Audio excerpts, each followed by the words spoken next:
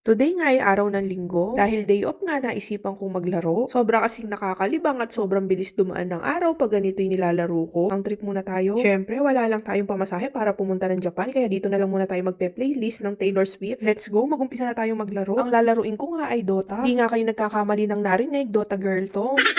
Kung kanina nga't naboboring ako tamad na tamad, ngayon umpisa nang nabubuhay yung adrenaline ko.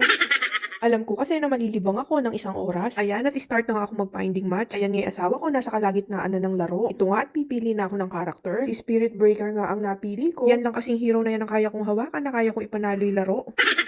Kung mapapansin nyo nga, wala si Invoker nang iwan sa ere. Pero naipanalo pa rin namin at ang dami kong ang comment.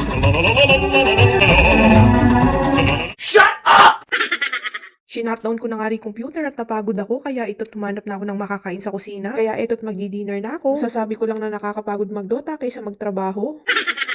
Kain po tayo, bye!